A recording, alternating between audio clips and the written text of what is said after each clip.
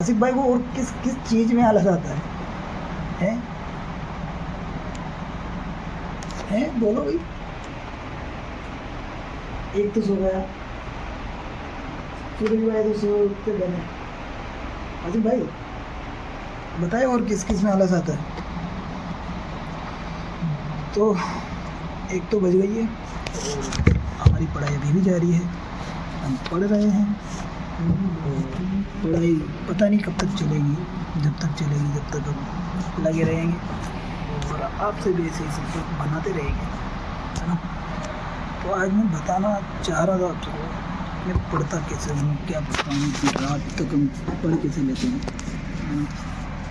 दोस्तों मैं पढ़ना हूँ, जैसे मैं मेरे को पढ़ना है लगभग यहाँ से जिस पे भी टिक्स हो रहे हैं ना, जैसे इस पे टिक्स हो रहा है, इस पे और किसी पे भी नहीं हो रहा है, इस पे हो रहा है ना।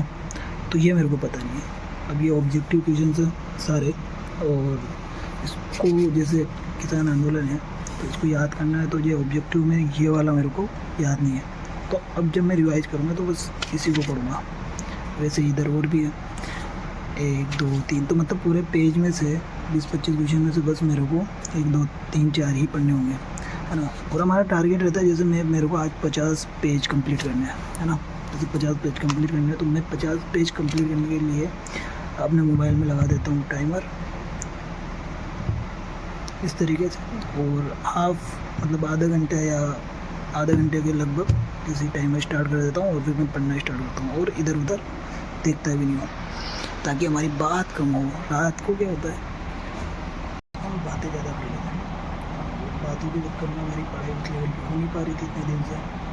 तो हमने कुछ रूल्स और रेगुलेशन बनाए हैं, और ताकि यहाँ पे और भी पढ़ते हैं उनको भी डिस्टर्बेंस ना हो, हम अच्छे से पढ़ाई कर सकें।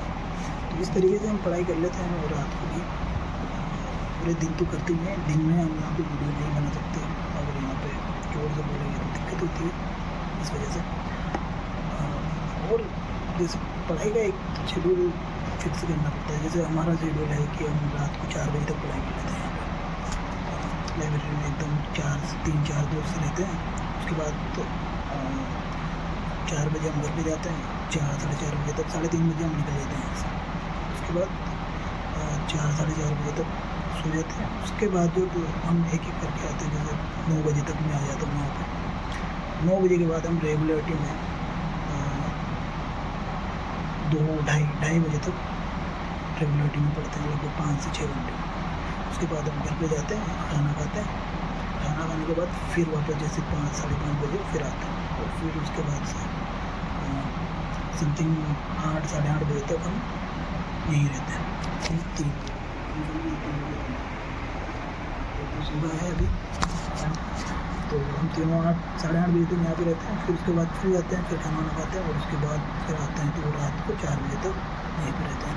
तो लोग चाय वाई पर्सनल काम करने होते हैं वो करके आते हैं। तो ये हमारा शेड्यूल होता है रोजाना का।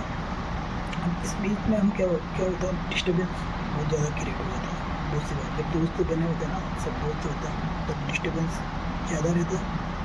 इस वजह से हमें कुछ रूल्स बनाने हैं। क्या 30-30 मिनट का ये टाइमर लगाते हैं, जैसे मैंने बताया ना अभी, इस तरीके से टाइमर लगा के ही पढ़ते हैं।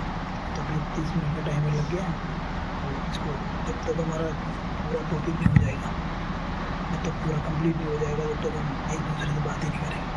उसके बाद हम जब बैठे हैं तो हम एक टेबल छोड़ के एक टेबल पर बैठे हैं, ताकि हम एक दूसरे से बात ना कर पाएँ और हमारी पढ़ाई ज़्यादा से ज़्यादा हो पाए। इस वजह से थोड़ा, क्योंकि इधर और भी बच्चे बैठे हैं वो डिस्टर्ब होते हैं, तो उस लेवल पर हम बातें नहीं कर पा रहे हैं 2 दिन से, क्योंकि और बच्चे भी बैठे हुए हैं। तो आज मैंने क्या क्या पढ़ा है वो मैं आपको बता देता हूँ, है ना। अभी भी मेरी क्लास आधी ही बढ़ती है। उससे पहले मैंने सोचा कि आपको वीडियो बना दूँ, है ना, और बता दूँ कि मैंने आज पूरे दिन में क्या क्या पढ़ा है, किस तरीके से मैंने मेरा टाइम मैनेजमेंट किया, वो देखते हैं। आज मैंने इस बुक के पढ़े हैं लगभग